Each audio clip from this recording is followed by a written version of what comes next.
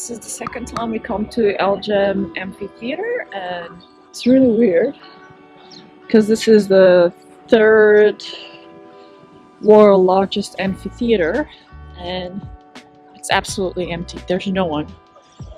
And today, as we arrive, there's some kids from school, I think, school trip.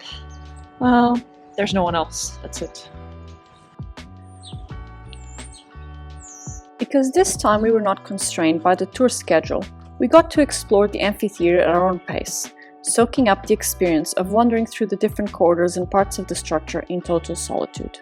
The structure is an impressive piece of architecture and engineering, full of history, but what it stokes me most is thinking about the skill needed to build such structure without the modern age machinery and calculations in remote areas of the Roman Empire. Probably most people don't think about these things, but I do. I guess it's the architect in me. In the company of our French friends, we found that the amphitheater ticket also entitled us to visit another museum in town. And what a treat it was to see the ruins of a group of Roman villas recovered with all their mosaics, allowing us to have a glimpse of how the rich people used to live in this part of the empire. It was impressive to see how complete most mosaics were, looking more like a piece of tapestry than patterns formed with little pieces of colorful marble.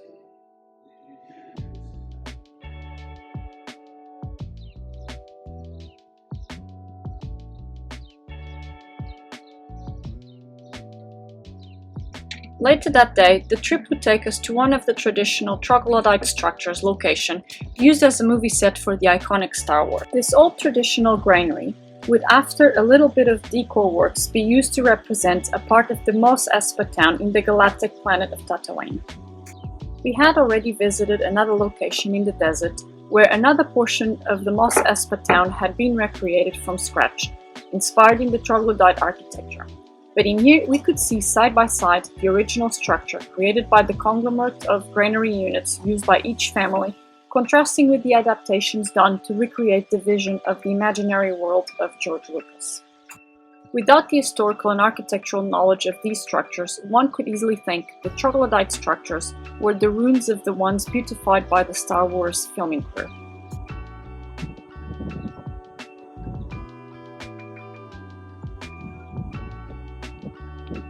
So it's quite windy and we are in Shanini, I think, and doing a bit of a hike up on the mountain to see the troglodyte temples. So there's, I believe, a Christian burial site. I have to check. Doesn't sound right, but there's this white thing over there, the tomb. There's another one over there. This is where we're going. Hurry up. The view is just absolutely stunning, but look at that.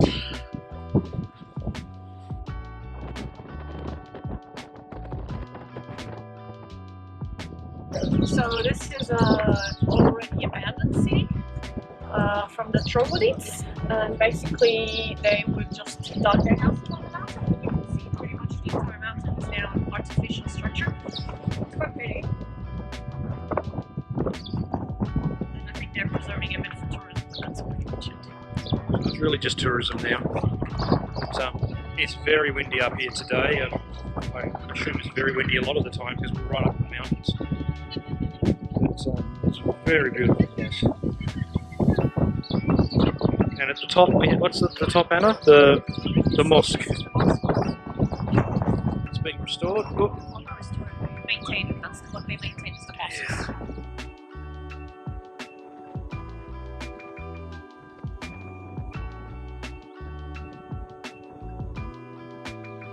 Eventually, we would make our way to one of the most impressive czars or prepared granaries I could find on my researches. This one was composed by innumerable units built in multi-stories and divided into two courtyards.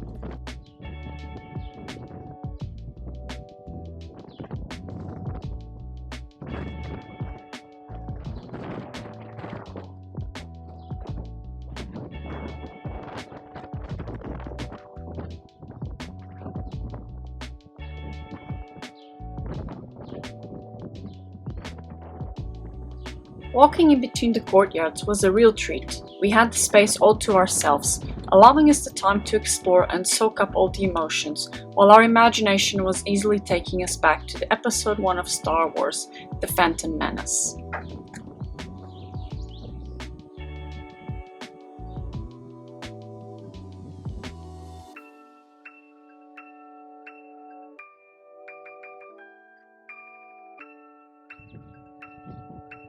The next day we would do a quick stop in Matmata again, but this time to see the troglodyte house used to depict Luke Skywalker's house on Star Wars Episode 4, A New Hope.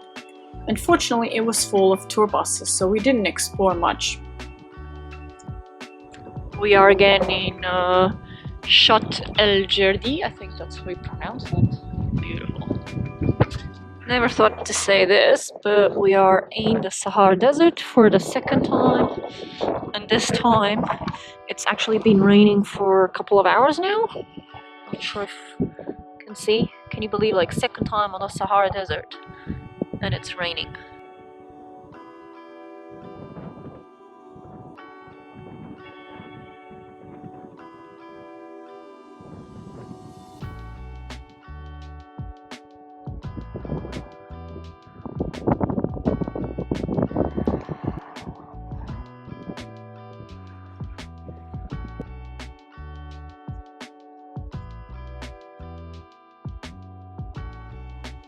The final stops of our trip would take us right to the mountain villages bordering with Algeria, to some remote mountain oasis, in the hopes that the rain would show them in all its splendor. But it had not yet rained enough on the top of the mountain to generate the torrential waters that carved some of these canyons.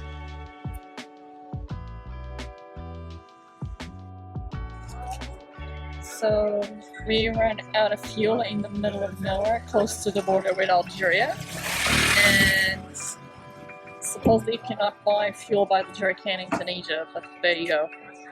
This is the fuel station. Anyway, this is where we are, in the middle of nowhere.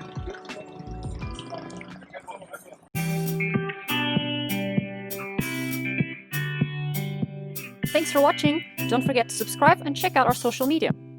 Head out to our Patreon page and buy the dog a bone.